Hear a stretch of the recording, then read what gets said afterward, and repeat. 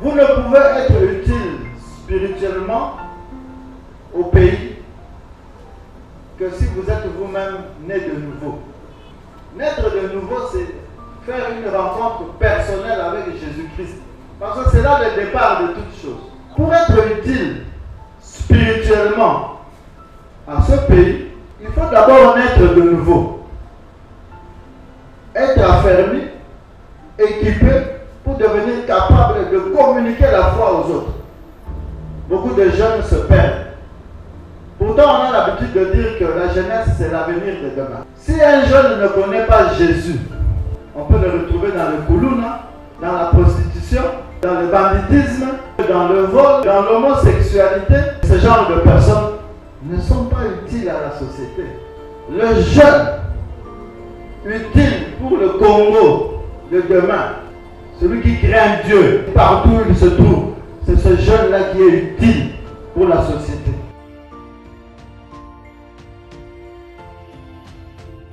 Quel est le rôle du jeune sur le plan social pour le développement de son pays? Quand on dit social, c'est d'abord cette vie de chaque jour.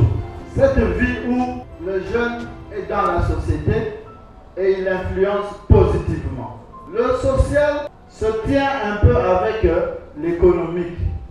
Je sais que beaucoup d'entre nous ici vont se dire, nous étudions, mais quand on termine, Misala est zappé. C'est là où je voudrais vous partager un peu certaines expériences. Moi, j'ai terminé l'université en 96. Mais avant de travailler dans le secteur formel, j'ai fait un peu de tout. Moi qui vous parle, j'ai été déjà serveur dans un restaurant pendant que j'étais étudiant. Je n'ai pas de honte à le dire. Quand j'ai terminé l'université, j'ai été taximan. Nous avons pour la carte à une tendance rond-point. Nous avons fait la 1000 Kebambois, nous avons fait la 1000 francs. Mais ceux qui ne faisaient rien, ils manquaient l'argent, ils venaient me demander même de l'argent. Il n'y a pas de sauts métiers, il n'y a que des sautes gens.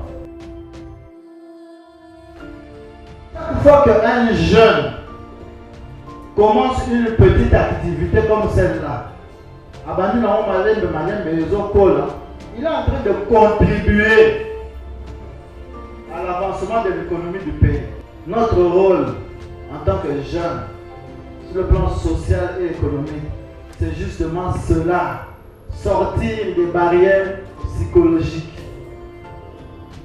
C'est la compagnie. Moi, je n'ai pas attendu à la maison. Moussala, ma compagnie, on a toujours le bawan. Non. J'ai commencé dans cette entreprise-là en 2001. Maintenant, c'est ça, en 96. Qu'est-ce que je faisais entre 96 et 2001? Et toujours à l'esprit que la vie ne se construit pas le même jour. Amen. Nani Mokonzi, Nicolas Mabo.